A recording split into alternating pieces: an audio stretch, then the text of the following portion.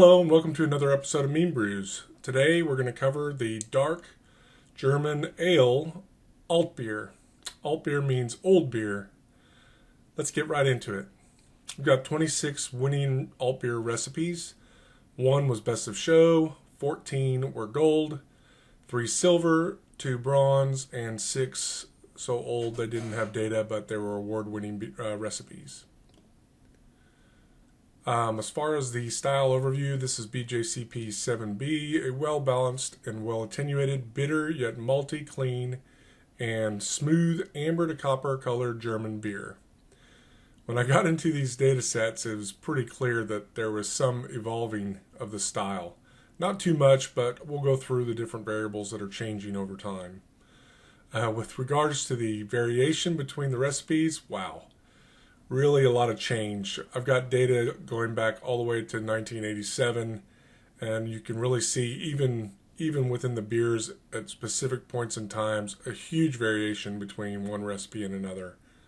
It seems like this is not a beer that's very often available in the United States, the German varieties. So I think people took the liberty to come up with their own interpretations of the style, and they would win with it. So we'll try to make some sense of the varied data that we have for this style. Original gravity right off the bat, almost more than half, just under half the recipes had a greater original gravity than the BJCP style range. The average was 1.051. We had one recipe down in 1.069. That puts it up into Doppelbock territory. And one all the way down to 1.040. So huge variance here on the original gravities of alt beers that have won medals. Right off the bat again, we have variation of original gravity with time. And what we're seeing is this average of 1.051 is gravitating towards 1.053 over time. So it's creeping up with time. And that these are the two 1987 recipes, one of which was a very low gravity for the style. IBUs, again on the high end of the BJCP range with a mean of about 45. We're seeing this go down over time. So beers up in the 50s, IBUs down into now the 40s to 50s. In the mid 40s, I think, is the sweet spot right now for what's winning in competition. It's trending to around 40. Color range right smack dab in the middle of what BJCP says. Mean is 14. And for reference, this is the SRM color 14. So that's what color the beer should be. With regards to the malt types in the grist, the average for all recipes was 89% base malt, 6.2% crystal malt, 2.7% roast or toast, 1.6% roast, and just a couple recipes had some adjuncts at 0.4%, flaked malts mainly. Again, more evolution. We're seeing, it's kind of a busy chart, but I'll walk through it. The lighter colored circle here in the trend line is the crystal malts. And you're seeing crystals go into the teens down to the single digits for the percentage of the grist of crystal malts. And you're seeing a rise in roasted and toasted malts. From nothing all the way up to about 6% average. Roasted malts have almost doubled from 1 to 2% of the grist. With regards to the base malts in this style, most prominent malt again is a German Pilsner malt. On 100% of the recipes, every recipe used a Pilsner malt at an average rate of 62% of the grist. Next most prominent was Munich. 85% of the recipes used a Munich malt. They didn't specify light or dark at an average of 24% of the grist. Vienna, 27% of the recipes used a Vienna malt, average of 19% of the grist, and 23% of the recipes used wheat malt at an average of 6.3% of the grist. Should be noted that every recipe that used Vienna also used a Munich malt. And there were only 4 of the 26, I think that's 15% of the recipes that used 100% Pilsner malt without any other malts, any other base malts. Crystal malts, most prominent crystal malt is some medium crystal, crystal 60, or Cara Munich. We had 62% of the recipes use a medium crystal at an average of 5.1% of the grist. The next most common was light crystal. 23% of the recipes used a light crystal. That's 10 to 40 lava bond at around 7.6% of the grist. Dark crystal, anything above 90. 15% of the recipes used a dark crystal at an average of about 6% of the grist. And then carapils and special B, we had one recipe with a special B and a couple recipes that used carapils. Roast and toast malts, the most prominent was a chocolate or a carafa malt at 62% of the recipes using them, and an average of about 1.8, right at that 2% sweet spot we showed earlier. Next most prominent is aromatic. Surprisingly, no melanoidin is used in any of these recipes that I saw. 27% of the recipes used an aromatic, average 8.8% of the grist. Next is black patent. 12% of the recipes used a black patent at an average of 2.1. We had some others over here. Chocolate wheat. A couple recipes used a chocolate wheat.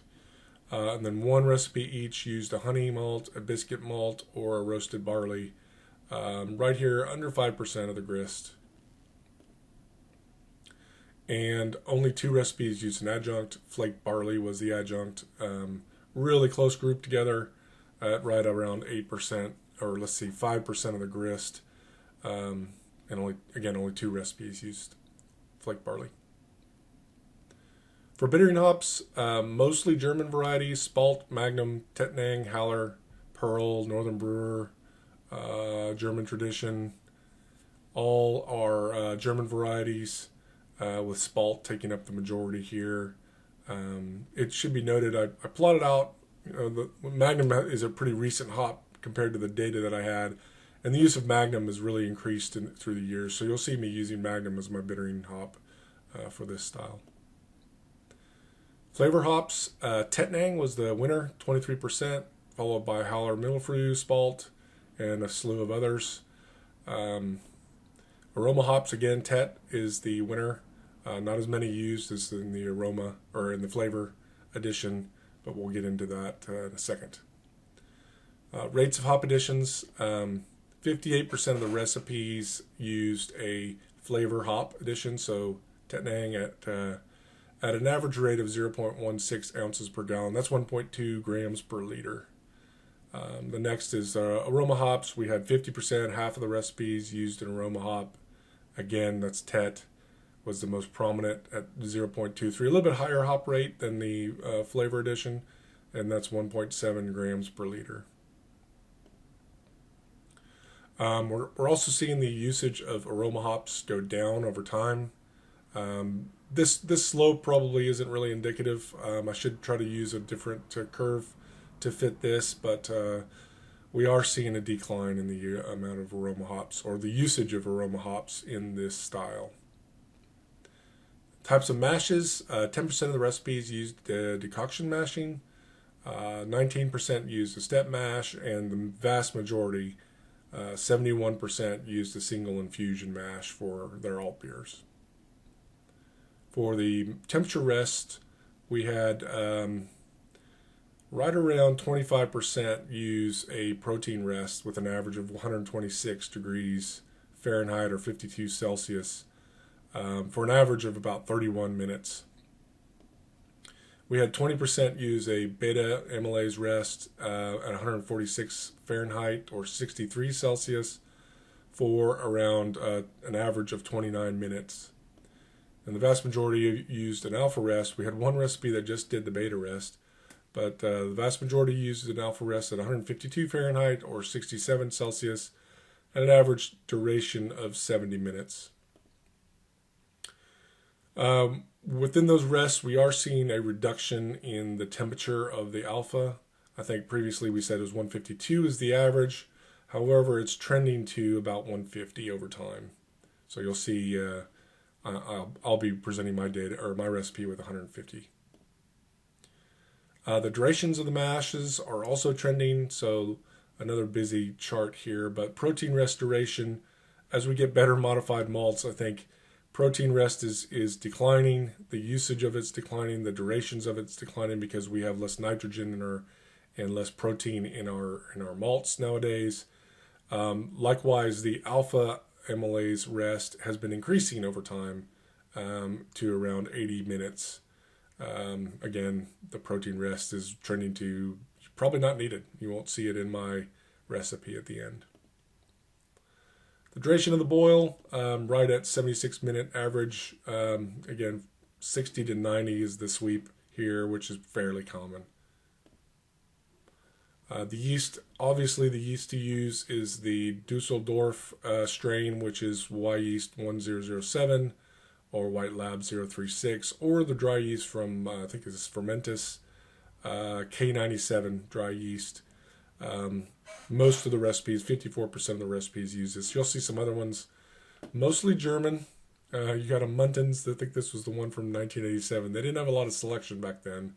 And Brewtech is out of business. But the CL400 was used in a lot of recipes, only one that won, but at the time that was your best choice. Chico in a few as well, which was surprising. It is an ale, and Chico does well at lower ale temperatures, which you'll see, so I think that's why people have had success here as well. Fermentation temperature, the average was right at 62. Or 60, that's not correct, sorry. I'll put in the notes in the video the Celsius temperature for fermentation temperature. Water chemistry, I have to preface this slide to say I only had 2 recipes report water chemistries, but I will walk through it. The average for calcium was right at around the mid to high 70s with a range from about 62 to 92. Magnesium was less than 10. Sodium was between 15 and 25 with an average of 20. Sulfate was between 38 and about 78. And chlorides were almost dead on the same average with higher than 50 but less than 70 chlorides. Bicarbonate was carbonates were somewhere between 8 and 45. Other variables, not a lot of data on carbonation volumes, but people that did share, the average was 2.53 volumes. All right, that was quick. Now on to our suggested recipe. I'm going to start with 66% IREX Pilsner malt. I really love the IREX Pilsner malt. I like it better than Weyermann and a lot of the other domestic Pilsners I've tried. Really a German malt, true to style, 66%. I split up my Munich into Munich 1 and Munich 2. Whenever a recipe calls out for Munich, I typically do 75% Munich 1, 25% Munich 2 from Weyermann. So you'll see 16.5% Munich 1 and 5.5% Munich 2. Aromatic, I'm going to pick the aromatics from Belgium. I couldn't find any other maltsters in Germany that produced an aromatic malt. Do not use the UK aromatics, they're too dark. 6% of the grist aromatic from Belgium. Cara Munich 3, I've done a taste of all 3 Cara Munichs from Weyermann, and Cara Munich 3 is my favorite, so 4% of that will make up my crystal malts. And for my roast malts, I'm going to use Carafa Special 3. Again, I've done a taste test of lots of roasted malts, and that's my favorite of all the Weyermann Carafa and Carafa Special varieties, 2% of the grist there. I'm going to bitter with Magnum at about 30 IBUs. And at 20 minutes left in the boil, I'm going to add Tet at around 0.16 ounce per gallon or 1.2 grams per liter. It's right on the data. That'll give me about 7.4 IBUs. And then at 10 minutes left, I'm going to again put a dose of Tet at about 0.23 ounce per gallon or 1.7 grams per liter, which will give me about 6.4 IBUs. And I'm going to use the Düsseldorf Alt Yeast White Labs 036. For my original gravity, I'm shooting for the trend, which is 1.053, which is outside the BJCP range. I'm also trending down on the IBUs to about 44. I'm going to use it somewhere around this water chemistry. feel free to play with this. There's not a lot of data, and if you've got data, send it to me. I can update my files. But look for the chloride, I think, is important here to give you that full malt flavor that you need from this style. Mash in at around 5.4 pH. It's not really that important for this style, but make sure it's not too high. If you need to bring it down, which you shouldn't because you've got some roast malts in there, but if you need to bring it down, use some acid malt or a mash acid like lactic acid to bring it back down. I'm going to do an infusion mash at 150 Fahrenheit for 80 minutes. Again, this is the trend, not the average. I'm going to sparge and boil for 75 minutes. And I'm going to chill to 60 degrees. I'm going to oxygenate and I'm going to pitch the yeast. Planning on making a big starter here from fresh yeast, at least a 2-liter starter, decanted and then pitched. I'm going to ferment at 62 and then raise to 65 as the fermentation slows to finish it off. Cold crash, and I'm going to lager it for 1 month. You can lager it for a lot longer.